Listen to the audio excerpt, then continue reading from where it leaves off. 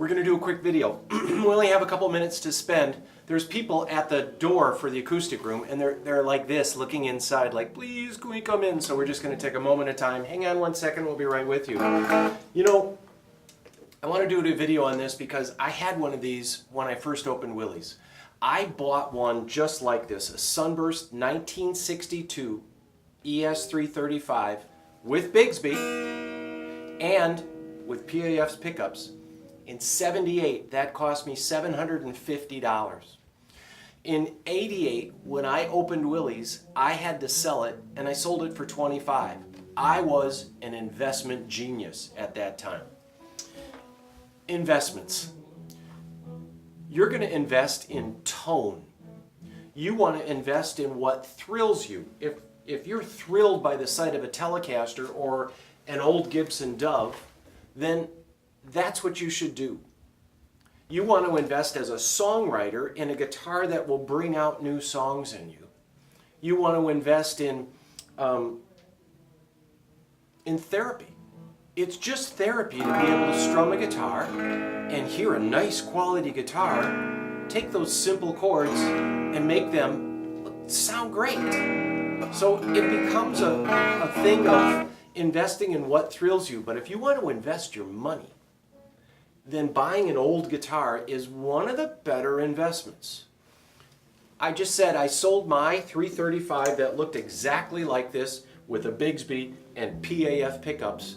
In 1988, to open Willie's, I had a collection of 335s. I sold them all to open this place. What the hell was I thinking? In '98, that guitar was $5,000. In '08, 10 years ago, this guitar would have been $12,500. Now this guitar sells for $20,000. It's been refretted. It has a Bigsby. It was born with a Bigsby on it. When we got this guitar, it had the tailpiece. So if we removed this, you can put a tailpiece on here and skip the Bigsby.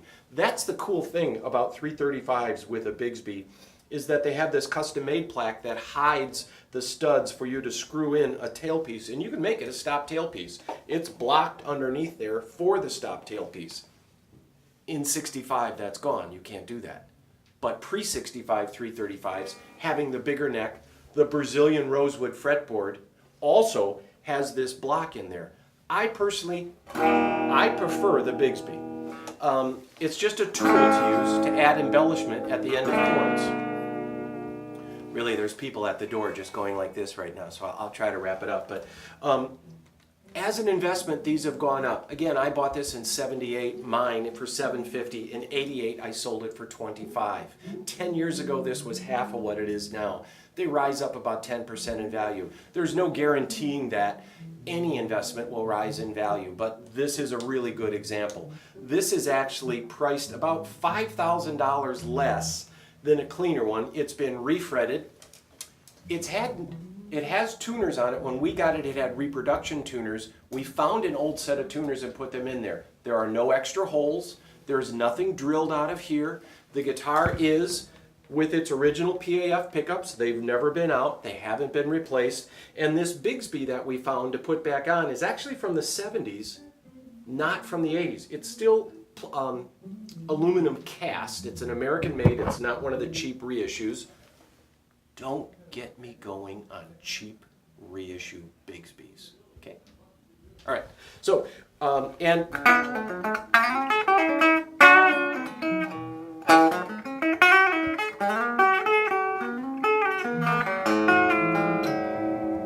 a PAF pickup here in the middle position. And then, of course, the neck pickup, which will almost always be louder, but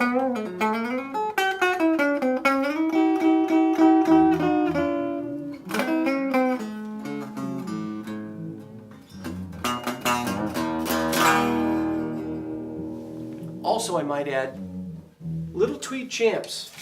My cheat sheet. Little tweed champs are a great little investment. I could go through this systematically when these were $200, $400, $800, $1,000 for a tweed champ. Yeah, that was a long time ago, son. Now, I'm going to say one other thing. If you took and put $1,000 in a bag in 1978, you'd be able to buy $200 worth of stuff today. Let me say that again.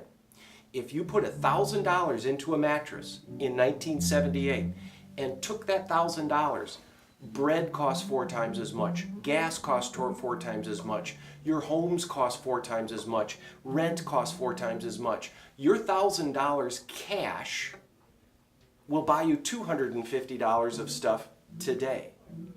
But that same $1,000 in a vintage guitar will have beat inflation and be worth more today. Guitars tend to make really good investments. And classic guitars like this, in 1962, when this guitar came out, they only shipped like 200-300 of them. This is not a mass-produced thing. These are not made by giant robots, not CNC machines that dump a piece of wood in and a computer actually carves it up. This was made in a time when guys went to work with tool belts on, Brazilian rosewood fretboards. Try to find Brazilian right now. You can't. Real PAF pickups with the old magnets. The tone is magnificent. Hang on 1 second, will ya? We gotta go. Nice chat.